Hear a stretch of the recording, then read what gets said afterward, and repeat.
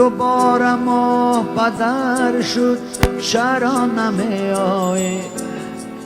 دوباره ماه دگر شد چرا نمی آیی؟ پرنده های مهاجر بلا نبرگشتن، دوباره چه سر شد چرا نمی آیی؟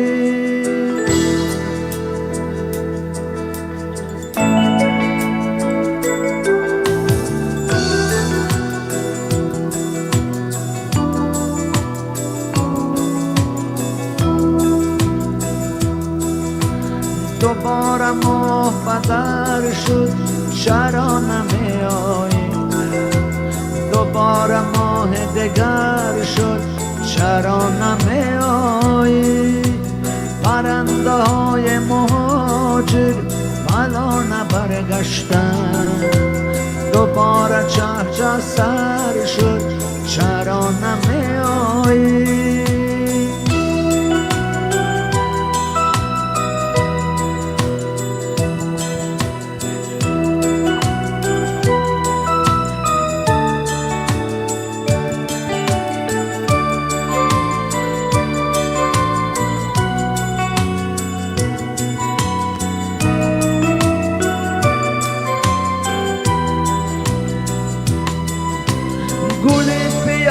به منزل پیاده باز آمد، گل پیاده به منزل پیاده باز آمد.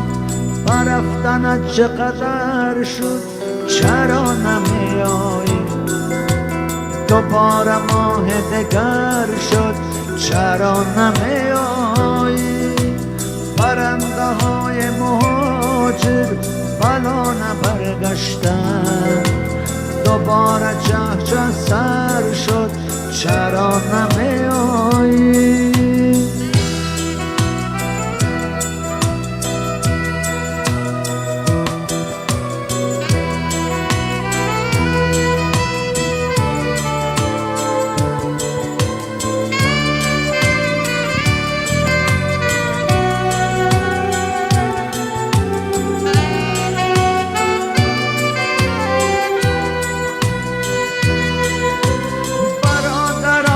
مسافر به خانه برگشتن، برادران مسافر به خانه برگشتن. دوباره قهقه شد چرا نمی آیی؟ دوباره ماه دگر شد چرا نمی آیی؟ پرنده های مهاجر بلا نبرگشتن، دوباره چه سر شد چرا نمی آیی؟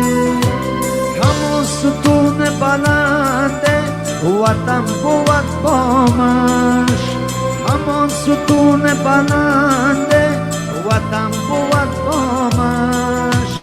با استخوان پدر شد چرا نمی آیی؟ دوباره ماه دگر شد چرا نمی آیی؟ پرنده های مهاجر بلا نبرگشتن، دوباره چه سر شد چرا نمی آیی؟ پرنده های مهاجر بلا نبرگشتن، دوباره چه سر شد چرا نمی آیی؟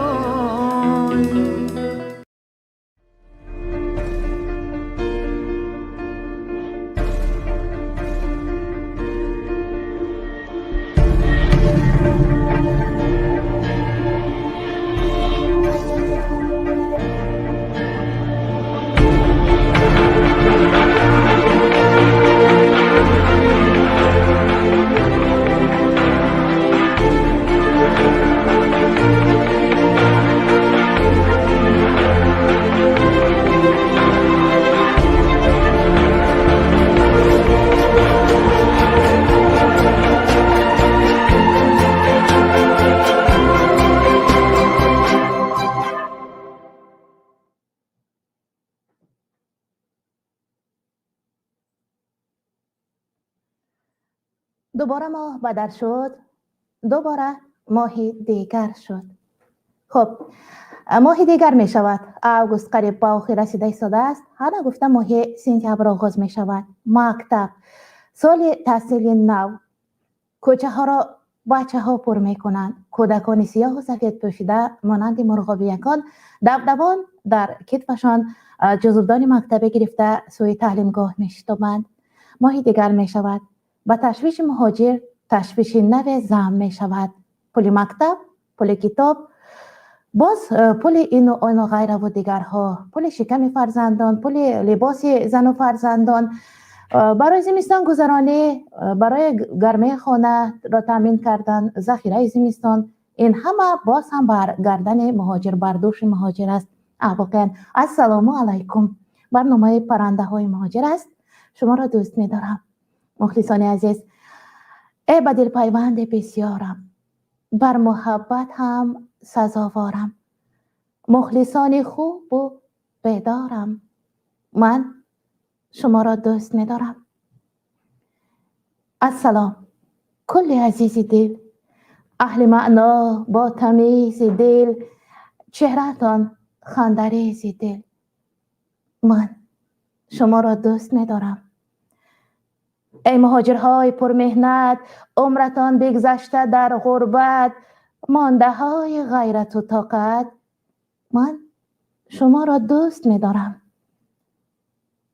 دسته پولتان لازم نیست، بسته گلتان لازم نیست، توفه مولتان لازم نیست، من شما را دوست می دارم.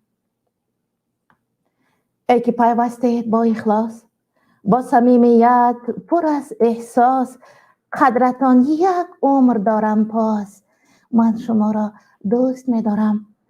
آمدن هاتان به برنامه، بهترین بهرم شیرین کامه، گویم این یک مصرع دلنامه، من شما را دوست می دارم. اشتراک اینجا تکامل کو، گلشن برنامه را گل کو، لایک منید، لایک بی پول کو، من شما را دوست می دارم. شما را دوست می دارم. السلام علیکم. یک بار دیگر سلامتی بر دوام بر همه شما. دسترخوانتان پرفیض باشد، قامت بالایتان خم را نبیند، چشمان آتشبارتان اشک پرغم را نبیند، در راههای زندگی هرگز کم و یم و غم را ندیده باشد گفته تمنا میکنم و با همین دعاها، با همین دل سرشار از محبت نسبتتان برنامه را آغاز میکنیم. یک جمله سخن، من شما را دوست می‌دارم. اگر از نفر شنیدن بر نفر گفتن دشوار نیست، اما موافق زبان زمانه گوییم دیفیسیت شده رفته است. نه برادر به برادر کار دارد، نه خواهر به خواهر کار دارد. پدر و مادران در وطن چشمشون چور، فرزندان غم پول راهگیرا را میخورند، علاج رفتن نه.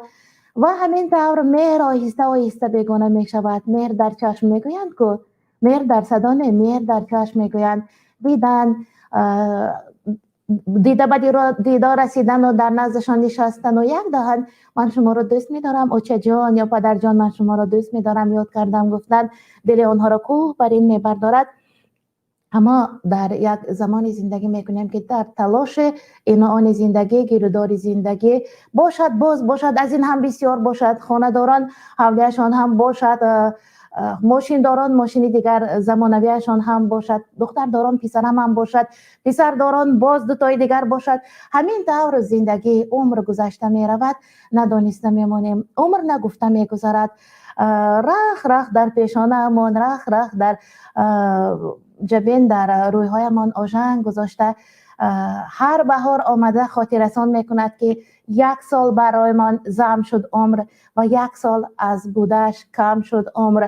از دفتر تقدیرمان گفته می رود، عمر میگذرد. همین وقتی برنامه تماشا کرده ایستاده شما هم عمر است. عزیزان دل، عزیزان دل دیده و مخلصان پسندیده، قدم برنامه وارد شدنتان ناریدیده تاج بر سر میگویم. خب ابراز دوستداری باشد، به قبل زمان دیفیسیت شد گفتیم. در یک برنامه در خاطر دارید درباره اسراف گپ زدیم و گفتم 10 تا کورپا میکنن، بالین و بستر میکنن، چرا میکنن. همین عرف 10 کورپا کردن از قدیم مانده. میدونید چرا؟ یک زمان اگر نفر در شهر توی میکرد، خیش و تبار دهاتیش 1 هفته قبل آمده خورفته میگرفتن. 1 هفته پیش از توی یک خانه پر از آچه و بچه و خاله و عمه و تقو پر میشدن. یک مهر و عاقبت بود. یک دیگ کلان میماندند و پر از خوراک میکردند. 1 هفته بعد از توی هم در آن خانه مهمان بود. فایز داشت آن وقت. یک بیبی داشتم میگفتند روی مال داشتیم، همه داشت، الوان میگفتند نامش را. شاید سرخ بوده که الوان گفتند و الوان که معنای سرخ را میدهد.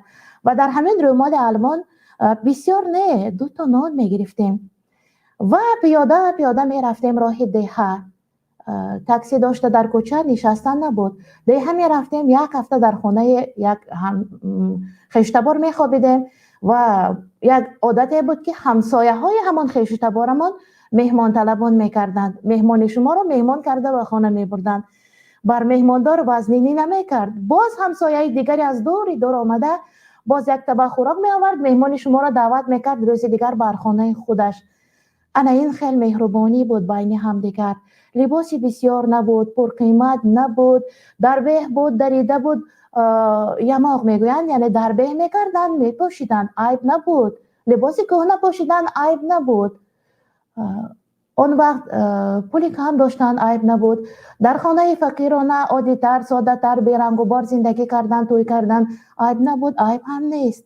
اما مهر و محبت بود، پایدار بود، دوستداری بود نسبت یکدیگر. شاید این همه روزهای دشواری که میبینیم از تعصب به یکدیگر و از تلاش بر همین دارایی‌های زندگی به همین حالت آمده رسیده باشیم.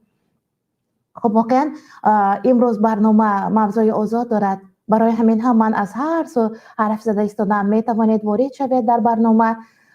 کدام موضوعی که وابسته بر مهاجرت است، انسانیگری، دوستداری، مهر و محبت است، زنگ زده گفتم می توانید وارد شوید. اینجا لینک برنامه گذاشته شده است در پهلوی نوار و نیز طریق واتساپ هم طریق ایمو هم زنگ زده پیوستن می توانید.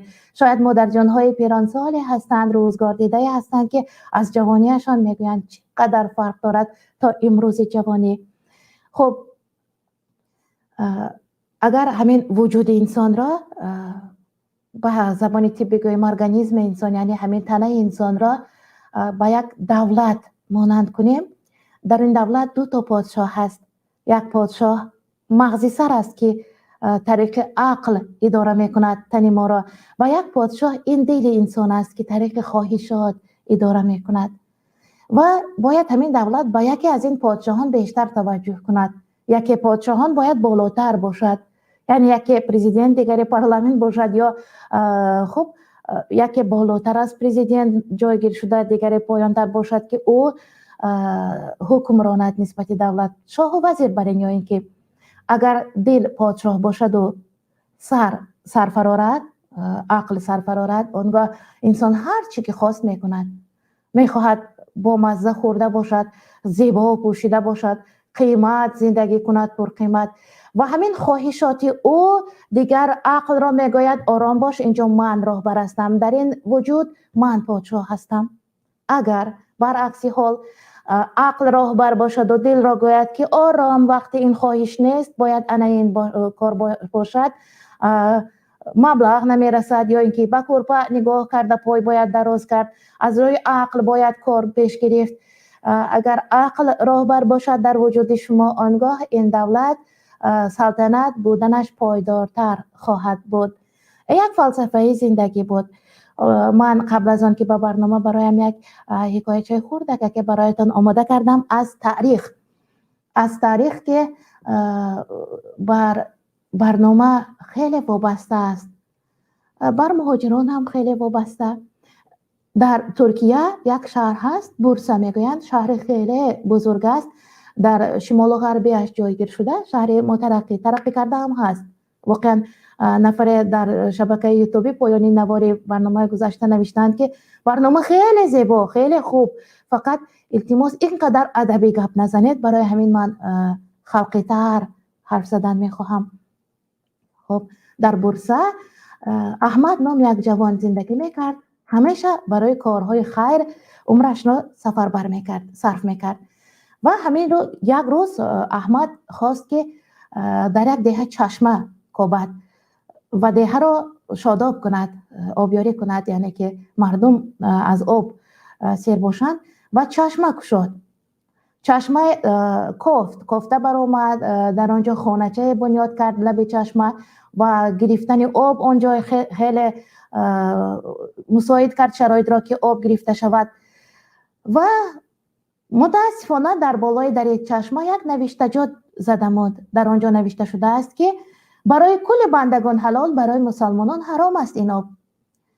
مسلمانان در حیرت ماندند. دوره امپریای عثمانی بود، سلطنت عثمانی، و در ترکیه یهودی ها خیلی کم بودند، به شمار بودند، یگان 200-300 عدد باشند. نصرانی ها همانقدر بسیار نبودند. دوره امپریای عثمانی ها از همه بیشتر مسلمانان بودند. اما احمد در بالای چشمه چنین نوشت. مردم به قاضی خبر بردند و مفتیات بود، قاضی بود، جیغ زده گفتند عقلت در جایش، چرا فتنه می انگیزی؟ چرا بین مردم دینگرایی میکنی؟ چرا چنین نوشتی؟ اگر کاری ثواب کردن میخواستی برای عامه مردم کن. یهود و نصارا و مسلمان را جدا کردی، به اینش حرام به ویش حلال گفتی. آب خداست، برای همه حلال است. اما احمد گفت برای شرح این موضوع را فهماندنم دلیل لازم است، اثبات لازم است. اثبات وقت طلب میکند. بعد او را سرکش گفتند و خواستند به زندان افکنند. قاضی اندکی کنجکاوی کرد و گفت که بیایید احمد را به نزد پادشاه میبریم، آنجا باید جواب گوید. و قصر پادشاه بردند و آنجا پرسیدند چرا چنین کرده؟ احمد گفت برای به این سوال جواب دادنم باید اول شما از یگان سینگوگ یهودیان، همان عبادتگاهی که یهودیان آنجا عبادت میکنند، سینگوگ نام دارد، از سینگوگ یگان روین یعنی راهبرش را گرفته بیارید. روید دست و پایش را بندید، آورده به زندان افکنید. چرا؟ گفت پادشاه برای دلیل این گفته هایم لازم است. رفتند از یک سینگوگ یک یهودی را گرفتند، دست و پایش را بسته به زندان افکندند. روز دیگر خود اعضایان همان سینگوگ، کل یهودیان همان بصره و حتی از دیگر شهرها، از دیگر دولت‌ها هم نامه آمدن آغاز شد به پادشاه. هرچی خواهی اجرا میکنیم، خواهی پول میدهیم، اما روین ما را آزاد کن. از دیگر دولت‌ها حتی سفیران آمدند، سفیر دولت‌های کشورهای غیر که در آنجا دین یهودی است بین مردم، سفیران آمده خواهش کردند که پادشاه روین را آزاد کند. پادشاه در حیرت ماند. روین را آزاد کردند و گناه هم نداشت، برای اثبات گفته احمد بود. بعد احمد گفت خب دیدید اکنون با یگان کلیسای نصارا می روید و در آنجا یگان راهب را گرفته می آید از آنجا. همین طور هم کردند. روز دیگر همان یگان 100-200 نفر نصرانی با شمار در دست شعارها برداشته برآمدند، گردی همایی کردند راهب را آزاد کن پادشاه. چرا او حبس شد؟ و همین گونه باز مکتوب ها، باز گردی همایی ها، سخنرانی ها، بین مردم شعور و مغل و غلغله. اگر 100 نفر میتینگ یعنی گردی همایی کرده باشند، 500 نفر تماشابین، 600 نفر آدم در گرد شهر، در بین شهر. و همین طور راهب را هم خلاص کردند. پادشاه در حیرت ماند که مردم چقدر نماینده دینی خود را دوست داشتند. و بعدا احمد گفت اکنون به یگان مسجد می روید و یگان امام دوست داشته مردم را وقتی وعظ گفته ایستاده است گرفته می آورید، دستش را می باندید. رفتند وقتی وعظ گفتند یک امام دوست داشته ترین مردم را دست و پا بستند، گرفته آمدند. یکان نفر از مسجد سر بالا کرده نگفت چیکار میکنید؟ کجا میبرید؟ وای بیگناه است. نزد مردم اول جواب گویید نگفت. همه آرام تماشا کردند. امام را آوردند به زندان افکندند. رسا یک هفته گذشت. یگان خیل از بین مردم اعتراض نیست، گردی همایی نیست، مکتوب نیست. بین مردم گپ سر شد. امام خائن بود است مگر؟ ضد دولت گپ زده است مگر؟ باز ما این را امام گفته پشتش نماز خواندیم، گپ نباشد زندان نمی شود. شاید کتاب های مسلمانای غیر داشت، یا شاید یگان دیگر و دیگر از پشتش گپ و کلاچه سر شد. انا بعد چون پادشاه گفت اکنون چیکار میکنیم؟ احمد گفت گوش کنید، امام را آزاد کنید. از او عذر پرسید. فهمیدید که من چرا بالای چشم چنین نوشتم؟ برای چنین یک مردمی که خونه گرم ندارند تا حمایه کنند از اهل دینشان، از صدر محفلشان، از راه نشان دهشان، مگر برای اینها آب چشم حلال نویسم؟ پادشاه یک لبخند معنی دار کرد، گویا پسخند زد و گفت برای این گونه آدمان هوا هم حرام است، نفس هم نگیرند.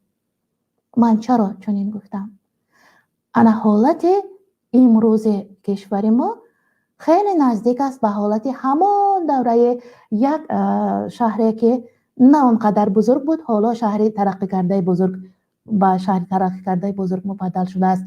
در رفت حکمرانی امپریای عثمانی خیلی ترقی کرده رفت. ترکیه که نصف دنیا را قریب ضبط کرده، مسلمان آباد کرده رفته بودند. خیلی یک طرز شکل دولتداری خوبه هم بود این امپریا داشت. خب اکنون یک شما در کامنت ها، در شرح ها، در پیامک هایی که می نویسید نامبر کنید که ها در زندانند و چرا مردم گرد هم نمی آیند و از حقوق او دفاع نمی کنند. چقدر بیگناهان، چقدر راه نشانده ها، چقدر در خدمت خلق بوده ها، آباد کننده ها، چقدر از شکم خودش، از کیسه خودش زیادی کرده برای آبادانی شهر صرف کرده ها، حقوق حمایه کننده ها چقدر در غم مردم بوده ها در زندان هستند. و امروز مردم آب حلال، هوای حلال، شکرانه این وطن کنید، ملت کنید، گفته نوش جان میکنند میگردند. انا نزدیک ترینش عزت امان، دور نمی رویم. انا موضوع که شب تازه هر گپ زدن ممکن است دربارش. کی دفاع کرد؟ یک دو نفر دفاع کردند، گرفتن بردند با ماشین. خیر مگر تمام شد مردم که دیگر کسی نمی براید؟ تمام نشدند. ما جرأت تمام کرده ایم. ما در غم دنیا، در غم نان، در غم کیسه امان، اما در غم آزادی نیستیم. یک سرود عجیب بود با یک حافظ ایرانی میخواند، میگفت خو کرده قفس را میل رها شوی نیست. آن که بر قفس عادت میکند دیگر وای نمیخواهد رها شود از آنجا. همین پرنده در قفس عادت کرده را اگر سر دهید روز دیگر گربه میخورد. سر دهید گربه میخورد. چرا؟ به آزادی عادت نکرده است. و در همان قفس آبش بود، دانش بود، زندگی کردن برایش بهتر بود. شاید که در آزادی روز عمر دراز نمیبیند. قناتهایش حتی کوتاه شدند. در قفس نشسته عادت کرده. ما هم خو کرده قفس هستیم مگر که در چنین یک به حقوق عادت کرده ایم. دیگر حق خود را دفاع کردن نمیتوانیم. اگر مسلمان نه و نماینده یگان دینی دیگر می بود، حتی کلیساهایش نصرانی می بود، می برآمدند دفاع می کردند. دیندارانش می برآمدند، خادمان دینش، خادمان دولتیش از او دفاع می کردند. افسوس که ما امروز چنین نیستیم. دیدید عزت را وای برای خودش اینجا حرف می زند؟ نه، برای مردم نمی بود. مردم اینجا جمع نمی شدند. او برای مردم کار کرد، از بین مردم برآمد، در خدمت مردم بود و همین مردم اگر قدرش میکردند شاید 10 کرات بیشتر خدمت میکرد. کار افتاده میشوید که از کسی یاری نمیبینید. اون وقت درک میکنید که شما اینقدر زحمت رو برای کی کشیدید. اون وقت درک میکنید که آیا لازم بود این همه زحمت های دو و تازتان یا لازم نبود. آنگاه میفهمید. خب برنامه پرنده های مهاجر است. دایره موضوع یا بیرون از این موضوع حرف زدنی باشد، چرا که موضوع آزاد است. خب همکاری ما وارد موضوع شدن. خوش آمدند به برنامه پرنده های مهاجر. چند روز است که در کارگاه نمیدیدیم. شوکت محمد، مرحمت. السلام علیکم. و علیکم السلام و رحمت الله و برکاته. خب خوش امیدوارم آمد. همگی من باشید. بله تشکر. رفته ایستاده است. قصه رو هم گوش کردیم، خیلی عجایب در خور زمان امروز. ها بفرمایید. خب سالمی بردوام تمنا میکنیم از نام کل کارمندان کارگاه. شنیدیم که کمی بیمار بودید، خداوند شفا داده باشد. من میخواستم دایره همین موضوع اگر گفتنی داشته باشید، دایره موضوع که ما چرا خو کرده قفس شدیم، یا خو کرده قفس هستیم یا نهایت بنده سرسپرده ترس و هراس هستیم. اساساً فکر و اندیشه، تفکر، این چیزها زندانی بوده نمیتواند. فکر و اندیشه را شخص خودش زندان میکند. وقتی که شما اندیشه آزاد نداشته باشید و چیزی که در دل شما میگذرد صدای آن به گوش عالمیان شنویده نشود، این مضمون آن را دارد که شما صدای خودتان را در قلب خودتان زندان میکنید و اندیشه شما در قلب شما زندان میشود. وقتی که اندیشه شما در قلب شما زندان میشود، چیزهایی که باید شنیده شود به گوش عالمیان رسانیده شود رسانیده نمی شود، زندان باقی میماند. و همین کار را در جمع اگر نه در تنهایی، در جمع اگر مردمان بکنند، اهل زیاد کنند، اگر این یک مصیبت ملی است، یک مصیبت جامعه است که همگان اندیشه آزاد را در قلب خود زندان میکنند و همین سبب می شود که آهسته آهسته وقتی که شما اندیشه آزاد را در قلب خودتان زندان میکنید، آهسته آهسته تن جسم جانتان را هم به زندان گرفته میبرد، برای آنکه هر عیب و هر جرمی که به سر شما بار می شود، شما زبان گویای من این کار را نکردم گفتن ندارید، یا اینکه تلاش حقتان را ندارید. وقتی که شما از حق خودتان تلاش نمی کنید، دیگران حق شما را صاحب می شوند. وقتی که شما از حق ملت، از حق مردم تلاش کردن را کوشش نمی کنید، وقتی که صرفم می روید که خداوند به شما این نعمت را داده است، صرفم روید که به حق مردم ظلم شده ایستاده است، این را صرفم می روید ولیکن خاموشی را پیشه می کنید. خیانت همین است دیگر. امروز کلمه خیانت خیلی مشهور شده است، خائنی و خیانت. اولین خیانت همین است که تو صرفم می روی و تو خداوند نعمت فهمیدن را داده است، نعمت تفکر و تدبر را داده است و بصیرت را داده است. دیده ایستاده که در جامعه به خودت، به پیوندانت، به هم دیارانت، هموطنانت ظلم شده ایستاده است، به این تو صرفم رفته ایستاده ای لیکن چیزی نمیگویی، چیزی گفته نمیتونی. این پیش از همه خیانت به خودت است، خیانت به اهلت است، خیانت به وطنت است. خیانت همین است دیگر. بله، ما راه دهیم که بزرگان ما را زندان کنند. ما اول خودمان آزادی خود را زندان کردیم در همین سلطنت وجود. عقل نیو احساس ما غالب آمده. همین طور. بله. از روی فلسفه‌ای که در آغاز برنامه گفتیم. بله، مثلا حالا در ما یک مقال هست میگویند که سری خم را شمشیر نمیبرد. همین سری خم را شمشیر میبرد. سر بالا باشد حتما شمشیری که میبیند خودش را محافظت میکند، هجوم میکند گشته. سر که خم است شمشیر حتما سری خم را میبرد. برای همین مقال را استفاده میبرند که مقال هم بیجا استفاده میشود و باید سرخم نبود، سربالا بود. سربالایی خود را حفظ کرد، هیچ وقت سرخم نبود. بله، مقال ها ایجادیات دهانکی خلق هستند و همین خلق خودش که ایجاد کرده موافق همان فکر خودش، طلب زمان خودش، مثلا سرخم باشد نبرد. ایجادیات دهانکی خلق. اقبال ظهوری میگوید موج این که خاموشی ما این عدم ماست، موج دریای این که اگر شده مردیم، ما زنده برای آرام نگیریم. موج باید آرام نباشد. برای مقابل مجرا شنا کردن ماهی زنده بودن لازم.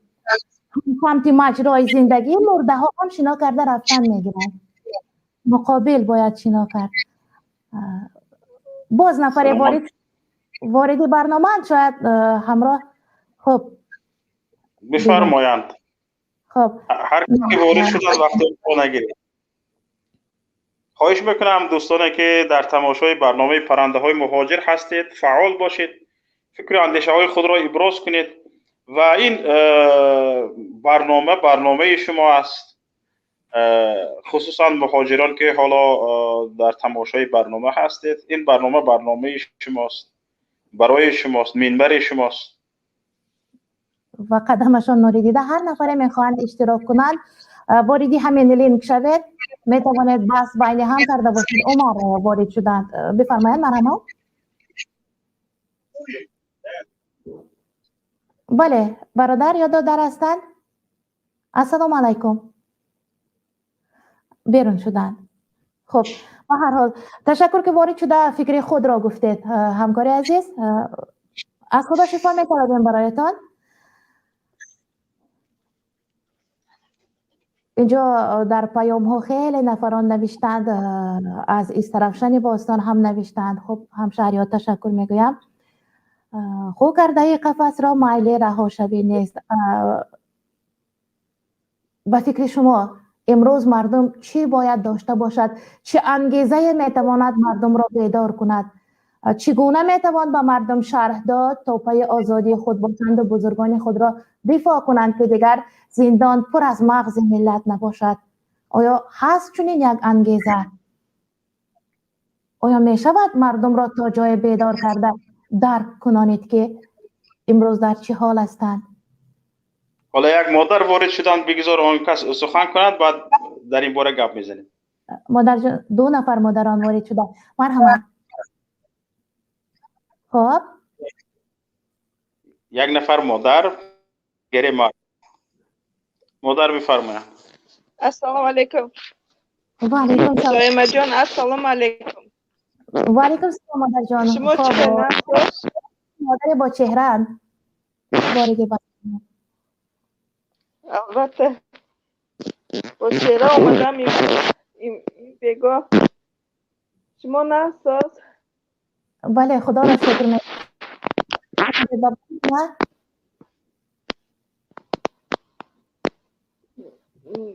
برای چی گفتنی؟ برای همون زندانیای تاجیکستان بگذار آزاد شوند و به پیش زن و فرزندشون برگردن. بیچاره به اینم که در وطن کار نیست با و یا از آزادی محرومن. بیچاره برای همه قم میخوام که وقتر آزاد شوند و بهده و یا از آزادی محروم نکنن. در برابر بالاتر آزادی محروم کردن تا که دیگران هم بیدار نشوند.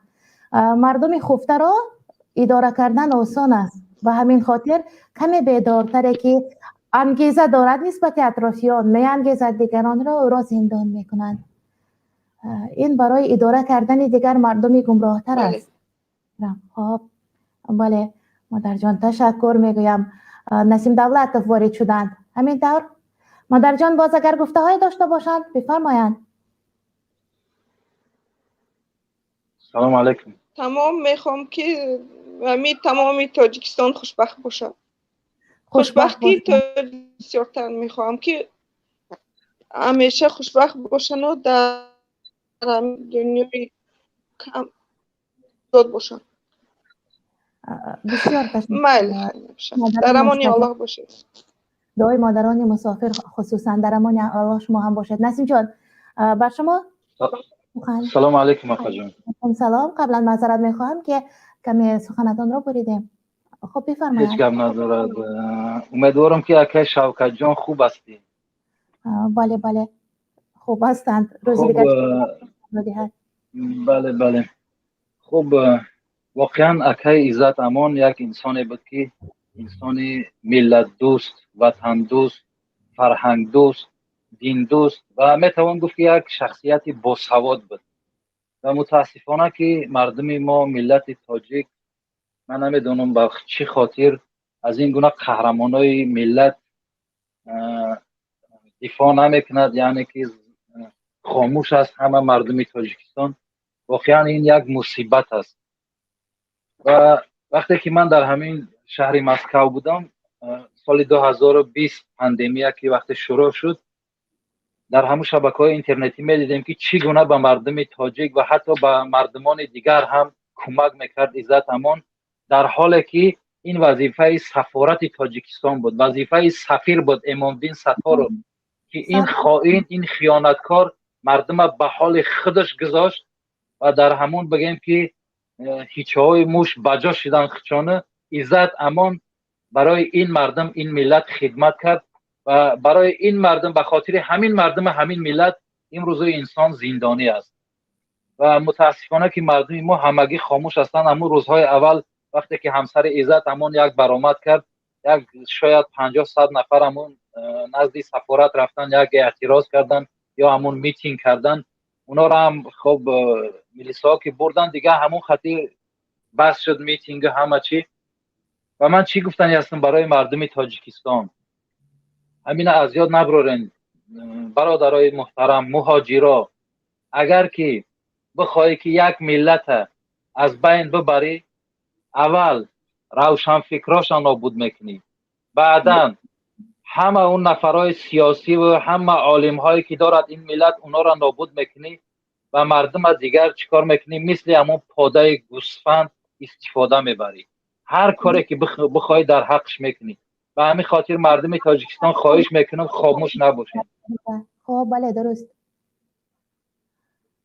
برای همین گفتنی هستم که خاموش نباشین، آزادی عزت امان طلب بکنین در هر جای باشد، در اینترنت است یا در تاجیکستان است، این حق و حقوق هر یک شهروند جمهوری تاجیکستان است. تشکر زیاد افا جان.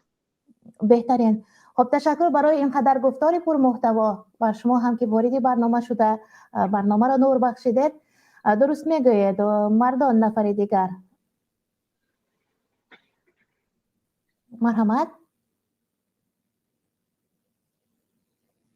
صدایشان خاموش است. اپا جون نازن سوزن سلامتی خوبه اکای شفقت سوزن شما. بله تشکر بسیار منتدار هستم. خب بله ای مردم ما را میگم نمیگم ده مردم ما یک آدمی چی نیستن، یک دیگر ده مهربون نیستن، نمیخزن یک امی پلیدی امی رحمان و چیه و هیچی نیست و ملت خودش که امی مونده که امورا چکده دیگه باور که نمیخزن نه هیچی. آدم میگم که بخزن شوجو شوانی ایزود پگر یک ملت نیست میکنن یا نیست میکنن، یک هم سخمه کور کردگیشون همین چیزایی که کور کردگیشون همش به ضرر ملت است، با فایده خودشون یو کنن. آدم بخزن ملت بخزن که وای خب ایزود پگر به وطن میمونه. مردان چون دیدید نصف مغز ملت که در زندان، نصف دیگر فراری است، باقی نفران کار کرده ایستادند، صاحب مغزانی که سری خم دارند. الکه مردم را بیداری آموزانیدن خیلی دشوار است، امکان ندارد، خیلی دشوار نه عموما امکان ندارد. درست میگویید. خب طریق ایما یک نفر زنگ میزنند، اجازه هست که قبولشون کنیم؟ قبول کنیم. بله تشکر. مرحمت. مرحمت. الو السلام علیکم. از ایما زنگ میزنند بیرون شدن. خب اگر طریق ایما زنگ میزنید ما چهره شما را شاید دیدن نتوانیم. به ملال حرف زنید اگر می‌هراسید از نشان دادن چهره. خب سفر آزادی میرفت دلبری ادامهش. خب بیرون شدن. خارج خیر هر کس حالا به من سوال داده بودید، خیر هر کس وارد شود حتما نوبت رو با اون نفر میگذارونیم، من حتما صبر میکنم. فکری من چی است؟ حالا ببینید همیشه به روز در شبکه‌های اجتماعی خصوصا در شبکه اجتماعی فیسبوک نفرانی که از مظلوم بودن تاجیکان در افغانستان صحبت میکنند در شبکه اجتماعی فیسبوک خصوصا خیلی زیاد شده است و بسیاری ها بر اینند که همین نفران گویا فکرشان این باشد که در تاجیکستان همه مسئله حقوق بشر رعایت می شود، حقوق مردم ملت رعایت می شود، در تاجیکستان ظلم نیست، همه عدالت پابرجاست. انا برای همین هم میخواهند که در اون طرف آمو در افغانستان نیست عدالت پابرجا باشد.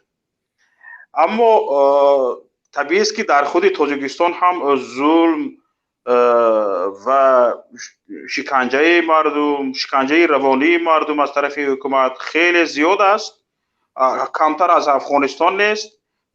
در افغانستان به یک بارگی باطر میکشند، در اینجا مردم را تدریجا میکشند، عذاب داده میکشند در تاجیکستان حکومت را. اما مردم برآمده است درباره ظلم مردم افغان گپ میزند که در زیر ظلم ماندند. این چی مضمون دارد؟ این مضمونش این است که یعنی مردم ما ظلم را دیدن نمیخواهد، لیکن درباره ظلم اطراف خودش گپ زند زبانش را میبرند. یعنی به این مضمون که درباره ظلم خودش، ظلمی که بالای سر خودش هست گپ زند میترسد که زبانش میسوزد، برای همین ظلم اطرافش را میبیند گپ میزند، درباره ظلم خودش خاموش میایستد. ببینید همین نشانگری آن است که وقتی که درباره ظلم افغانستان یک نفر گپ زده ایستاده است و درباره ظلم اطراف خودش یا که ظلمی که به نفس خودش میشود گپ زده نمیتواند، این هم یک واکنش است، این هم یک نمود واکنش است و گفتن این گپ است که ببین من درباره ظلم گپ میزنم، حالا که درباره ظلم بالای خودم گپ زده نمیتوانم، اقلا درباره ظلم همملتان خودم گپ زده میتوانم، گپ میزنم، چون که درباره ظلم اون طرف فی آمو گپ زنم اگر به حکومتداران من که تنقید نمیشوند، به منصب خودشان تهدید نمیبینند، به من کاردار نمیشوند، اما من درباره ظلم گپ میزنم و این یک واکنش بزرگ علیه ظلم است در اصل. حالا ببینید همین بس است که انمی کردارهایی که در شبکه‌های اجتماعی رفته ایستاده است از جانب مردم تاجیکستانی، از جانب تاجیکستانیان، برای حکومت تاجیکستان همین بس است که بفهمد که اگر در همین حکومت نفرانی که فهم داشته باشند، عقل داشته باشند، هوش داشته باشند، همین واکنش مردم تاجیکستان درباره ظلم در افغانستان بس است بفهمد که مردم واقعا وقتی گپ زدنش آمده است. امروز حالا کمتر هراس دارد، کمتر مثلا احتیاط میکند درباره ظلم من گپ نمیزند. وقتی که گپ زده ایستاده است، صدایش برآمده ایستاده است، این چیز پخته میرسد و کاسه صبر لبریز میشود و ضد ظلم بالای سر خودش هم گپ میزند. این چیز وقتش میرسد. اما فکری من چی است؟ مردم حالا ببینید ظلمی که بالای خودمون میشود، ما پیش از همه پیش از دیگران خودمون احساس میکنیم، پیش از دیگران خودمون احساس میکنیم. ضربه که یا که زخمی که به تن ما میرسد از همه پیشتر ما خودمون احساس میکنیم و این احساس درد باید گفته شود، باید صدایش بلند شود. این احساس درد، این احساس ظلم باید صدایش بلند شود. من چندین بار در همین برنامه ها میگویم که طبیعی است که مهربانترین اهل بشر، از اهل بشر مهربانترین شخص برای همین اهل بشر برای فرزند مادر است، برای یک نفر مادرش است. از مادر دیده مهربانتر شخص نیست در دنیا وجود ندارد. همین مادر هم به کار بار خودش آواره می شود تو همین کودک بیچاره جان از جانش گذشته گریه نکند، به او خوراک نمیدهد، به او شیر نمیدهد، جان از جانش میگذره، یک بار دو بار هیاهو میکند، هیچ کس گوش نمیکند و صدا رو بلند کرده گریه میکند، بعد آتش شیر میدهد. ما مهربانترین مهربانان از اهل بشر. برای همین حالا این یک نفر در اومدم از سخن را کوتاه میکنم تا به حق سخنگویی آن کس ظلم نکرده باشیم. برای همین هم مردم تاجیکستان امروز باید صدای بلند داشته باشند، باید علیه ظلم باشند، باید در طلب عدالت باشند، باید در طلب حق خود باشند. درست است. خب یک نکته را گفته گذاشتید که همین از ظلم دولت‌های همسایه واقف بودن و باید آن گفتن یک واکنش درست است. مثلا یک دولتی مانند تاجیکستان را میگیرند درباره آن می‌نویسند. فردا انقلاب گپ زنند. بگذار بفرمایید. انقلاب. السلام علیکم. و علیکم سلام. در گوش میکنم. میبخشید خواهر، من اکی شفقت گپ داشتم، بسیار در همون برنامه‌هاشون میخواستم در اومدن نمیتونستم. من قطعی اکی شفقت میخواستم گپ زدم. مثلا من برنامه شما رو نمیدونم، از برنامه شما بیرون گپ ممکن که گپ میزنم. مرحبا. اکی شفقت سلامت باشید. من شما رو بسیار حرمت میکنم. مثلا گپ‌های قبیح یگان وقت نمیگوید، مثل کی؟ مثل محمد اقبال، مثل حسین اشور و من مثال دیگر رو، مثل شما رنگی که محیدین کبیری مثال دیگر رو در زینه بالای میسید، همچون سیاست مدار مبارز. سلامت باشید برادر. نه باور گفته‌های شما باشیم. بفرمایید. تشکر. من از همون گفتنی هم که مثال شما میگوید که همین بودجه دولت کجا میرود کجا نمیرود، مثال از پی همین فکر از پی همین گپ‌ها من مثال گپ‌های شما هم گوش میکنم، گپ‌های دیگر هم گوش میکنم. همین استقلال ملت، استقلال چی بود من بخدا بیان نمیدونم. همون تانک و توپ و همون سمالیات همون از کدوم پول میاد؟ مثال همون نلاگی، همون راه همینا بود دیگه است. شما درباره چی ما پرسیدیم که پول آیرس به کجا میرود، شما میگید به نه ببخشید من نه اکی شفقت، من پیش از در اومدن گفتم که من نمیدونم درباره چی برنامه. من شما رو دیدم بعد در اومدم اینجا. بله تشکر. شاید گفتم که اکی شفقت پرسیدیم. برادر عزیز، من اینقدر اقتصاددان بزرگ هم نیستم، لیکن تا آنجایی که من صرفا میرم فکر میکنم که همین اقلا برابر ما بعضی از حکومتداران ما همین مسئله های اقتصادی رو صرفا نمیروند متاسفانه. برادر عزیز درباره بودجه گپ زدید. درست است که بعضی از مصرف های حکومت باید سری باشد. بعضی از مصرف هایش مثلا گریم با سلاح مصرف میکند، با دیگر بعضی چیزهای پیشرفت کشور مصرف میکند که آنقدر افشا کردن این مصرف ها صلاح کار نیست. این شدنش ممکنه دارد.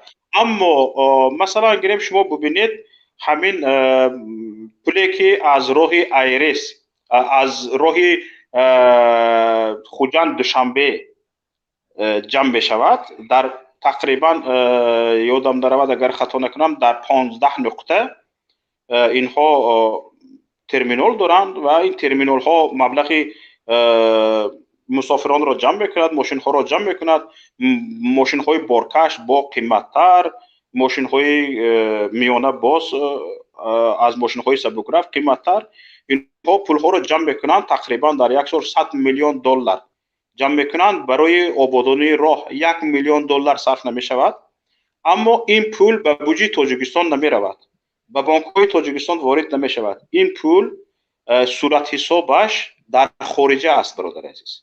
صورت حساب پول در خارجه است، به ویرجینیا می رود پول. سوال ما این است که برای چی یک پولی که از مردم تاجیک جمع کرده می شود، پولی که از مردم تاجیک رویانیده می شود، در تاجیکستان رویانیده می شود، برای چی به بودجه تاجیکستان وارد نشود؟ برای چی برای آبادانی تاجیکستان وارد نشود؟ برای آبادانی راه ها مثلا گریم 1 میلیون دلار برای آبادانی راه در یک سال تقریبا برای آبادانی راهی خوجند دوشنبه صرف شد. این 99 میلیون دلارش برای چی به خارج می رفته است؟ حالا میگویند که مثلا گریم همین صاحب شرکت، کسانی که مانیتورینگ گذراندگی هستند، کسانی که تحقیقات گذراندگی هستند، صاحبش داماد رئیس جمهور است. داماد رئیس جمهور است و این صورت حساب رو کسی نمیداند در تاجیکستان به کی میرود، صاحب همین ایرس کی است کسی نمیداند و تخمین میزنند که داماد رئیس جمهور است. اگر داماد رئیس جمهور نمیبود، یگان کسی بیگانه میبود، حتما شجاعت میکردند، جسارت میکردند، نامش را افشا میکردند.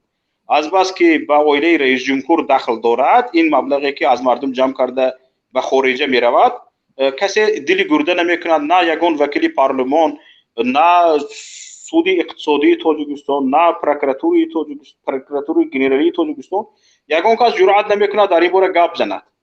از همین سبب هم دانسته میشود این حتما به کیسه عائله رئیس جمهور میرود و دعوای این به بودجه نمیرود. از این پول تاجیکستان یگان تین فایده نمیبیند و حتی اکثریت همین حکومتداران ما و وکیلان پارلمان ما نمیدانند که صاحبش کی است. این باعث شرمندگی است از یک طرف، از طرف دیگر غارت مردم است. ما همین رو میگوییم برادر عزیز. که شفقت من با گپ‌هایش ما یگان مانعی ندارم. اگر همون کسی که حرامخور باشد انشالله خداوند کنه که یگان روزی خوشی نبیند. من از شما همین پرسیدم که مثال همین استقلالیت نشان دادم در تلویزیون و در اینترنت در همه جا. یک تانک مثال فلان پول می‌استد، یک سامانه فلان پول می‌استد. من شما همین پرسیدم که همین از کجا پیدا میشد مثال. حالا تاجیکستان به این طریق در 30 سال استقلالیت، حالا 30 سالگی استقلالیت رو جشن میگیریم. در 30 سال استقلالیت حالا تاجیکستان مثلا گریم هر سال توانایی گازن حالا کسی زنگ زد، هر سال توانایی حربی هر یک کشور رسانه‌ای میشود. مثلا گریم این کشور فلان قدر سامولیات دارد، فلان قدر به سرنشین دارد، فلان قدر تانک دارد، فلان قدر توپ دارد، از فلان کشور فلان قدر سلاح خریده است و هکذا به فلان سوم یا که به فلان قدر مبلغ سلاح خریده است. هر سال رسانه می شود. شما کی شنیدید که تاجیکستان به فلان مبلغ سلاح خریده است یا تانک خریده است یا توپ خریده است؟ نفهمیدم. منم نفهمیدم، هیچ کس نفهمیده است. اکثریتش از جانب مثلا به قریبی سفارت آمریکا چند فرگان، 100 فرگان مثلا گریم توفه کرده بود. فدراسیون روسیه، وزارت دفاع فدراسیون روسیه چند ماشین های از سالهای اتحادیه شوروی ماندهش رو توفه کرده بود و همین خیلی تاجیکستان در مسئله داشتن مسئله حربی و قبرستان حربی رو میماند. قبرستانی مسئله حربی. خوب شد.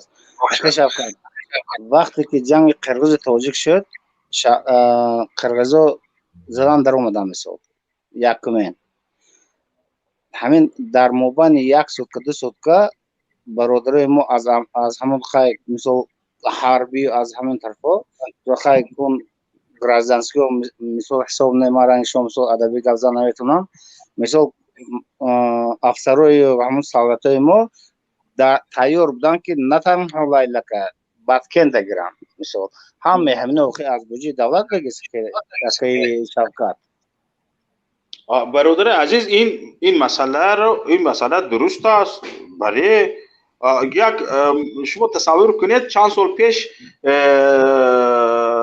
افسرهای تاجیک را، سربازان تاجیک را به زانو شنانده سلاحشان را کشیده گرفته بودند. بدونید برای چی خیل بود؟ برای اونها این خیل تا این درجه ذلت رسیدن که همون سربازان بیچاره در همون سلاحشان تیر نداشتند. آخر یک بار به همین من یکون خیر زیدیت ندارم، من طرفدار همون حرامخورا هم نیستم. اما این دفعه معلوم بود که ببخشید، اما این دفعه به همگان معلوم بود که کسی که از این برنامه را تماشا کرده ایستاده است و پای در پای به من توسط واتساپ زنگ زده ایستاده است، خواهش میکنم زنگ نزنید. واتساپ در در اداره من مثلا یکون سوال غلط یا یکون سوال که چوپلوسی میگویید یا یکون چیز دیگر مثلا من ندادم. من شما رو این خیلی گفتن نیستم. در یگان برنامه من یگان کس رو چوپلوس گفته. نه من برای همه شما رو حرمت میکنم. برای همه ایمنه برای همه شما رو حرمت میکنم. آخرین سوال من افغانستان این دفعه که قرقیز تو رفته در آمدند و ادبی قرقیز ها رو دادند، من به این که تاجیکستان آمادگی خودش را داشت. رحمت به پدرتون. زنده باشید. آخرین سوال من همین اکی شفقت مثال که همون افغانستان جنگ و طالب و همینا مثال من از سیاست خیلی دور مثال که همین چهار چیز میبینم همینا میگویم مثال من یک تاریخ شناس و یکون پلیتیک سیاسی نیستم مثال شما همین بچه احمدشاه مسعود خواهد خستگی مثال مبارز مثال بله همین شما مثال مهدین کبیری یا دیگر مبارزا تا که مثال یک جا شیشته مثال از یوروپ شما میگویند من شما رو نمیگم به خدا شما رو حرمت میکنم دیگر مثال میگن فقط از خدا میترسند فقط از الله میترسند مثال امت محمد نه که همون گرفته رفتگی اگر که شما از خدا ترسید فقط از برای چی گرفتید رفتید من شما رو نمیگم که شفقت برای چی نمیگن رنگ بچه احمدشاه مسعود که دیگر بچهای تاجیک جوان و همینا خیزن رو مثال خیزن هیچ جا نباشد ما کوهسار بسیار داریم در پامیر و در همه تشکر به شما برادر عزیز. حالا ببینید احمدشاه مسعود به پشتیبانی مردم او احمد مسعود نیست، یک جوانی است که اگر پشتیبانی مردم رو نبیند صدایش نمیبراید و حالا احمد مسعود را یا شیر پنشیر میگویند فرزند شیر پنشیر میگویند این دستگیری مردم او را شیر پنشیر کرده است. حالا ببینید در همین برنامه یک نفر به لایک موندن می‌هراسد و در برنامه برآمده با سیمای خودش به گپ زدن می‌هراسد و مالش از کبیری پشتیبانی نکن یا که از مخالفین پشتیبانی نکن. از مردم بدخشان طرفدار شما خواهش میکنم حالا از کبیری نه از مخالفین نه مردم ما از حق خودش اگر طلب کردن رو یاد گیرند از طلب عدالت رو یاد گیرند حقیقت رو گفتن رو توانند اگر مردم ما باور کنید کبیری یک ساعت در اروپا نمیموند حتما میرود در پهلوی مردم میستد چون که میداند که این مردم هرگاه که سخنی حق گفت مردم پشتیبانی میکنند. حالا اپای سویمه در اولی برنامه یک قصه رو درباره همون باغبانی بورسه درباره چشمه نقل کردم. اگر شنیده باشید نشنیده باشید بهتر گوش کنید بسیار جالب به من پسند اومد.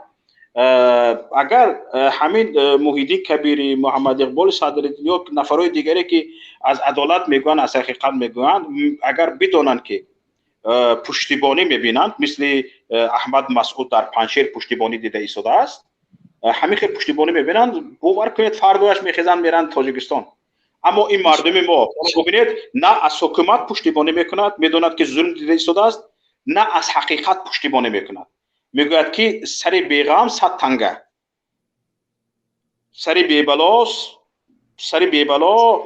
1000 تنگه مثلا گریم. یعنی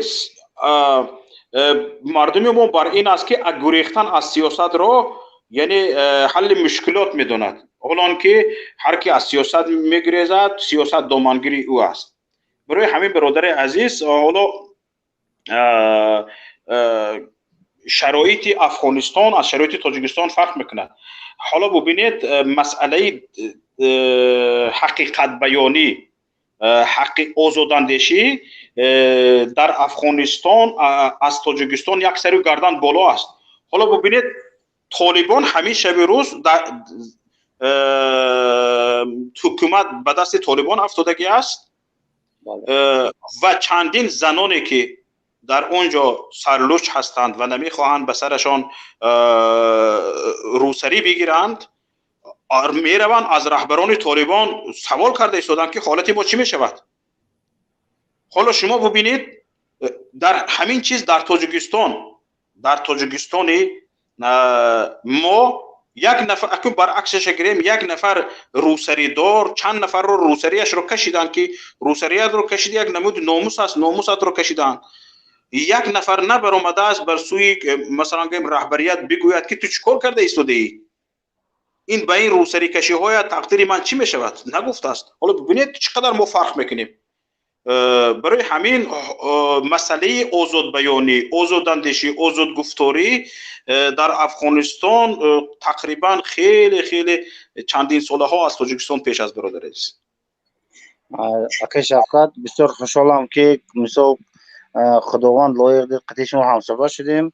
اپای سایما بخشش اگر وقت شما رو گرفتیم به همه توزیکان و تاجیکستانیان موفقیت، خوشبختی و خرسندی در پناه خدا باشید. سلامت باشید. خب ایدادر به فکرم از بدخشان بودند که بدخشانیان رو من خاصه برای دوستداری ادبیات دوست می‌دارم. ادبیات دوستان خیلی زیبا و شیوا حرف میزنند.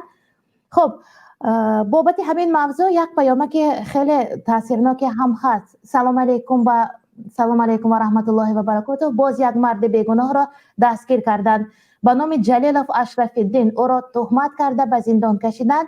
او از عبدالرحمن جامع از نوحه جامع دهه سنبولا بیگناه بود، ملا بود. همین ملا بودنش علاقه گناه حساب می شود در تاجیکستان.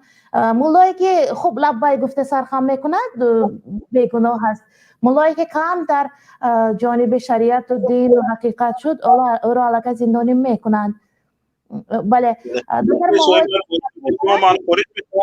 اینجا چند نفر سخن کننده وارد شدن، باز انشالله نصیب باشد وارد میشم. خب البته سلام زنده باشد. تشکر. مرحمت مهاجر برادر عزیز با شما سخن میدیم، بعدا من ادامه میدیم. سلام علیکم اپای سایما و تماشابینا و کلی همه تاجیکان. خب خیلی خیلی موضوع صحبت آزاد بود. ما درمیه در دل منافتیم بگیم خیلی همه مردم تاجیکستان و طرفدارای امام علی رحمان میبرن میگن که خدمت کرد سال 92.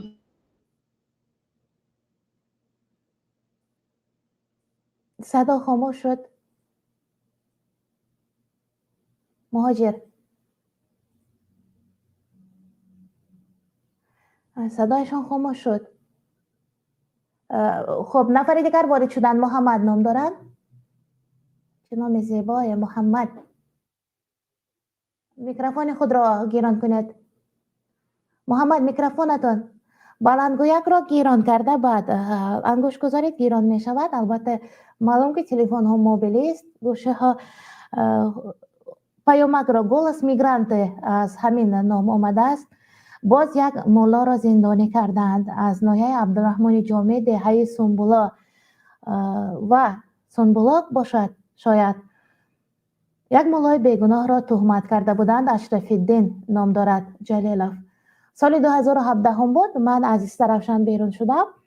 همان سال مولاهای بسیاری را زندان کرده بودند و گذری تال اینجا در پیام خیلی ها نوشتند از گذری تال یک گروه کلان موسفیدان جمع شدند و با حکومت شهری استرافشان رفته مراجعت کرده بودند که اگر همین یک نفر مولایی که بازداشت کردید اگر حالا گویم باز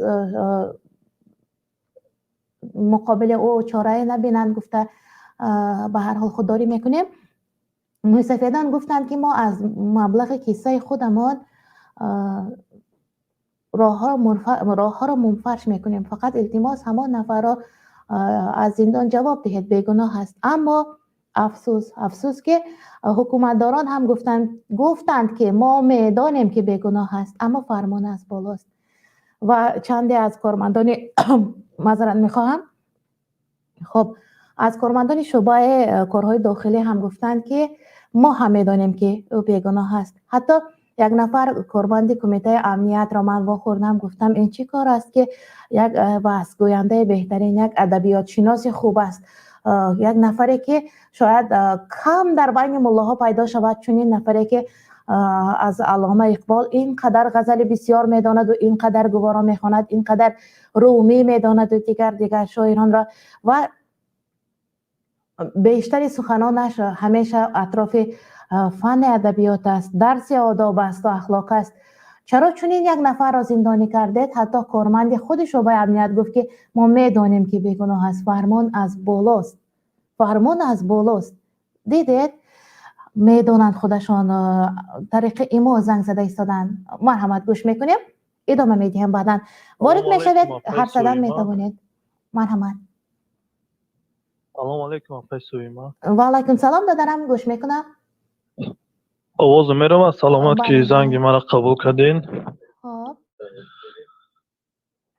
خب پاپا جون، موضوع آزاد هم خیلی. بله آزاد.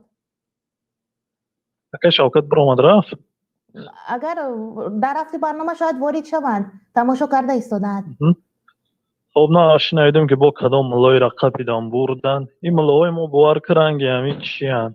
من یه رو بردن، اگر هم کنوبکه را بجخم بگن که همین نماز پیشینه 4 رکعت فرض نه و 3 رکعت فرضش بخونه، همین ملاها مردم فتوا میتن که نماز از 3 رکعت بخونه.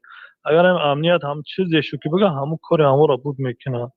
تشکر به حزب نهضت که در وقتش باور کرد، گفتی استاد کبیری مثل سپر حمایت میکرد. حزب نهضت بود که جزو ملاها در داخل تاجیکستان ادکریتا روی راست روشا درباره لوبای موضوع امر معروف نهی از منکر میکردن. از زمان 2015 حزب نهضت بیرون کردن، یگان ملا آیا امر معروف کده میتونه که کودکان 7 ساله به مسجد برین یا که در سروی زناتون سطر بمونین؟ خیلی موضوع را عموما امر معروف صحبت نمیکنن، فقط درباره همون هر چیزی که چون می نویسن میتین همون رو میگه صحبت کنی. همین خاطر بله سالهای آخر این ملاهای ما منبر حکومت شد. درست، منبر حکومت شد. خوبشان میکنن این ملاها، خوبشان میکنن. ملاهایی که انا همین گفته هایشان را اجرا نمیکنند به فکرم زندانی میشوند. مثلا یک ملا را از شهر ما با اون خاطر که کارمندان از